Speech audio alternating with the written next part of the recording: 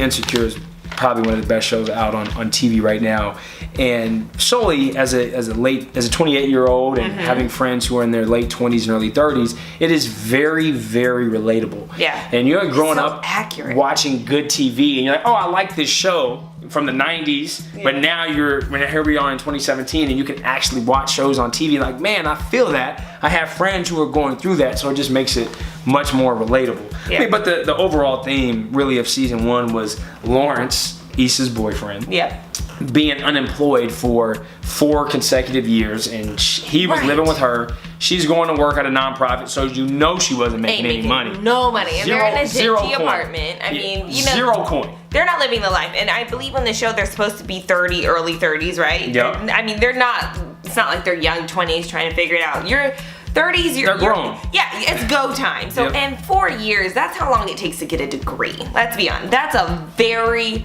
long time. So Lawrence was unemployed, and he was trying to get his business idea off the ground. He wanted to develop an app. Correct. But he wasn't doing anything. He was just depressed. He was sitting on the couch depressed. And Issa was probably frustrated and mad because she's making no money and she's coming home and her man's sitting there not doing anything. I've been unemployed and been in that position, and I can tell you there is nothing worse. That was our exact situation. It was our exact situation, and ours lasted And you had come from 6 building months. an app. Yes, I did. Yeah, so and I was making $10 an hour. Yep. And I would come home in our studio apartment. Correct. And you would just be on the couch, and I'd be like, you know, what'd you do today? You'd be like, oh, there'd be dishes in the sink. House wasn't clean. So we lived that reality. Yeah, what y'all saw in season 1, we lived. I get it, but I think I looked at you at some point. I was like, "You gonna have to get a job." But I was trying to get a job. But you did lay it down. You were in that. And I'm not saying it wasn't warranted, but you were kind of in that self-pity, just like. I wasn't a self-pity, and I was also unwilling to do some jobs because you can always find a job. Right. And I was like, nah, I'm not really trying to just get into any job. And then Joy came home and had that look of, you know what, you're gonna have to get this changed. So I knew what it felt like emotionally in our relationship after 6 months. I can only imagine what it's like for 4 years. 4 years? Yeah, so as you guys know, Issa ends up cheating on Lawrence. Yes, with music producer Daniel. Wasn't that her ex-boyfriend? I think they're either exes or I think they're ex-friends because I don't think they had sex before. So remember when she said you were an itch I needed to scratch? Oh, okay, she did say that. And they seem to have had a friendship. There's like an underlying friendship there for sure. Yeah, so Issa cheats with this music producer Daniel. Yes. Lawrence finds out. Season 1 essentially ends with him being pissed and moving out, and you're just like, holy smokes. Season 1 ends with him. Yeah, banging the hell out of Tasha. I mean, like, with blowing her back out. Which I don't think I've ever seen black people on television. Yeah, just so explicit, raw. Yeah, like it is genuine, like black HBO. I'm like, oh, okay, so we just gonna, okay.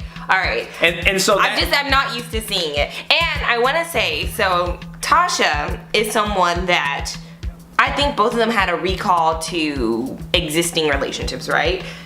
Issa went to Daniel, unfortunately, while she was still in a relationship, and he went to Tasha, who he met while he was in a relationship with. Correct. Yeah. Proximity. Right, and she kind of let her know, he kind of let her, or she let him know that he could get it. Oh, no question. It was very obvious. Very subtle. How season 1 ends, he moves out of the apartment, and then that sparked the debate of Team Issa versus Team Lawrence. Yeah.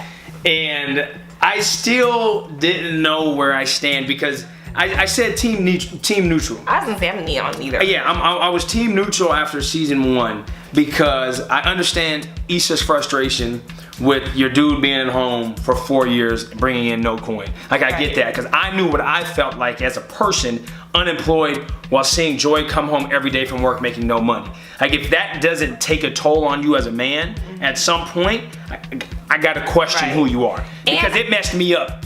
3 months in, I'm like, yo, I can't do anything. Like, I can't. And then, you start getting in your feelings, and then again, you're not cleaning up the house.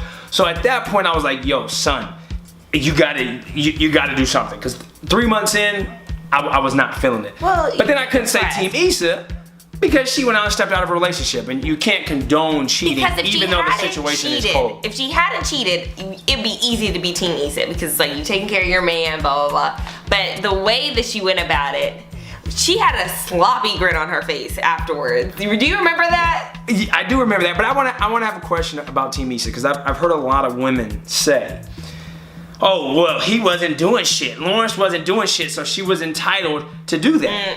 I hear a lot of women saying that. I don't doubt and I can poll all of my male friends, and they will say, oh, here it is. Here's the conversation. Well, Lawrence wasn't doing shit. He wasn't holding her down.